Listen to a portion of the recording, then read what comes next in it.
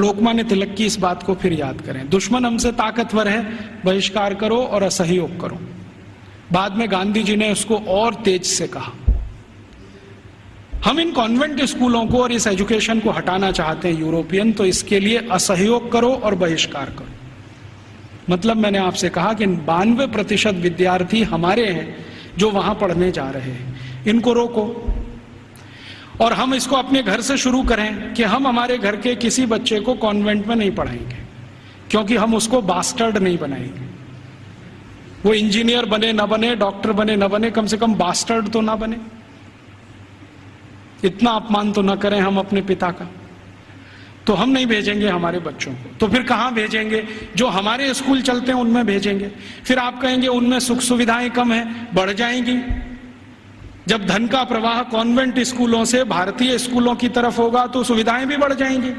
आप सोचो 18,000 करोड़ रुपया बंबई के कुछ कॉन्वेंट स्कूल को हर साल मिलता है, इतना ही रुपया आर्य समाज के गुरुकुलों को मिल जाए, या सनातन समाज के लोगों को मिल जाए, या किसी और संस्थाओं को मिल जाए जो भारतीयता आधारित गुरुकुल चलाते हैं, तो वो सुख सुविधाओं वाले हो जाएंगे। वो तो धन के प्रवाह को बदलने की जरूरत है। अभी धन का प्रवाह कॉन्वेंट स्कूलों की तरफ है तो सुख सुविधाएं वहां ज्यादा हैं। हमारे स्कूल पानी से प्यासे हैं, बैठने को जमीन पे टाट पट्टी नहीं है, स्कूल में पढ़ाने के लिए ब्लैक बोर्ड नहीं है, सामान्य जरूरतों की चीजें जैसे संडास घर होना चाहिए वो भी नहीं है। तो ये इसलिए कि धन की कमी है, धन का प्रवाह उस तरफ है, इसको मोड़ दो। तो समाज में एक बहस चले इस पर कि ये कॉन्वेंट स्कूल आए कहां से हैं, उनके यहाँ शिक्षा की क्या स्थिति रही है, तो शायद इसमें से एक समझ बने और ये समझ हिंदुस्तान में अगले 2-3 वर्षों में कोई अभियान का स्वरूप ले और ये अभियान हिंदुस्तान के इस विष बीज को उखाड़ कर फेंक दे, ऐसी भावना मेरे मन में है। मैंने इसके लिए एक और प्रयास शुरू किया है। बहुत लोग जब कहते हैं कि राजीव भाई विकल्प दो, तो हमने खुद अपने इस आजादी बचाओ आंदोलन की तरफ से 6 गुरुकुल बनाना शुरू किया है और वो लगभग 1 साल में शुरू हो जाएंगे। उन सभी गुरुकुलों को वैसे ही पढ़वाना है जैसे कभी 200 साल पहले था। वही 18 विषय हमने चुने हैं जो 200 साल पहले पढ़ाए जाते हैं। और हमारे गुरुकुलों की ये मान्यता रही है कि शिक्षा और विद्या सबके लिए, किसी एक के लिए नहीं। पैसा है या नहीं ये महत्व का नहीं है, शिक्षा और विद्या हर एक के लिए। वो जाति का है, धर्म का है, इससे मतलब नहीं। हमारे गुरुकुलों में सभी तरह के विद्यार्थी। आप तो जानते हैं कि भारतीय शास्त्र कहते हैं कि शिक्षा, विद्या और न्याय और चिकित्सा सबको निशुल्क उपलब्ध होनी चाहिए, बिना किसी भेदभाव के।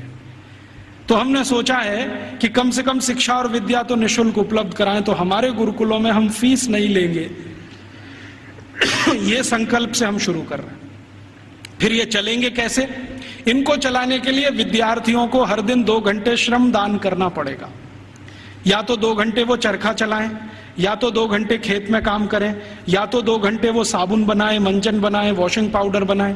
उनको हम बिकवाएंगे और उसके लिए मार्केटिंग नेटवर्क खड़ा कर रहे हैं पूरे देश में, स्वानंद बाजार के नाम से। इनमें ये वस्तुएं बिकेंगी, उससे आमदनी होगी और गुरुकुल उससे चलेंगे, फीस किसी को नहीं देनी पड़ेगी। और हमारा ये मानना है कि जो विद्यार्थी 14 साल पढ़कर निकल गया, कम से कम हर एक के पास 2.5 से 3 लाख रुपए होगा जो उसके अपने श्रम की कमाई होगी। उससे वो अपना कोई व्यवसाय शुरू कर सकेगा, 2,000 रुपए की नौकरी के लिए नहीं भागेगा। और इन सारे गुरुकुलों को हम ज्ञान आधारित बना रहे हैं, डिग्री आधारित नहीं, क्योंकि ज्ञान ऊंचा होता है, डिग्री ऊंची नहीं होती कभी भी। अंग्रेजों ने हमको उल्टा फंसा दिया, ज्ञान आधारित हिंदुस्तान को डिग्री में फंसा दिया। अब हम किसी की भी परीक्षा लेते हैं तो भाई तुम्हारे पास डिग्री क्या है? डिग्री कोई महत्व की नहीं होती। चरक ऋषि की क्या डिग्री थी? सुश्रुत ऋषि की क्या डिग्री थी? सांख्य दर्शन की जिन्होंने पूरे दुनिया को बता दिया, उनकी क्या डिग्रियां थी? खगोल शास्त्र में इतने बड़े बड़े रिसर्च हो गए। आज दुनिया कहती है कि प्लूटो ग्रह नहीं है, हिंदुस्तानियों ने तो 14वीं शताब्दी में कह दिया था कि प्लूटो ग्रह नहीं। अब दुनिया मानती है कि प्लूटो ग्रह नहीं।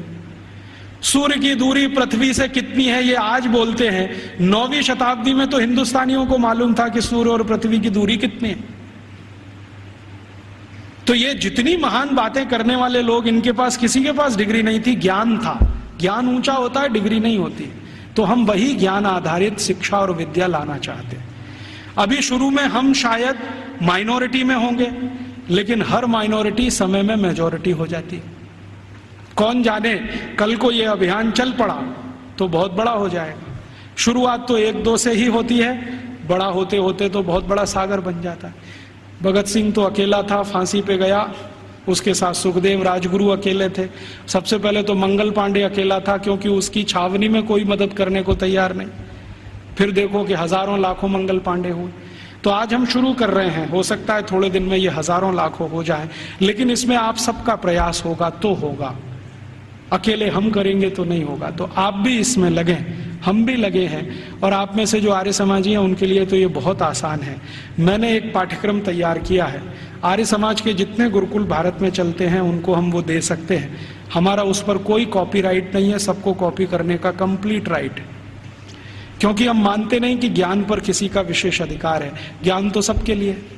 मैंने कहीं से लिया, आपको दिया, आप किसी और को दे दीजिए।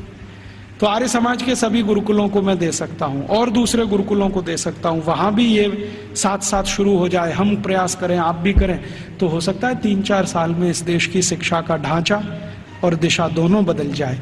ऐसे अभीष्ट की कामना करके आपके पास आया। आपने बड़े ध्यान शांति से सुना, आपका आभारी हूं। इन बातों को किसी और को भी सुनाएंगे तो और आभारी रहूंगा। कुछ बातें ऐसी मैंने कही हों जो आपको अच्छी न लगी हो तो उनको यहीं छोड़कर जाइए, उसके लिए माफी चाहता हूं। धन्यवाद।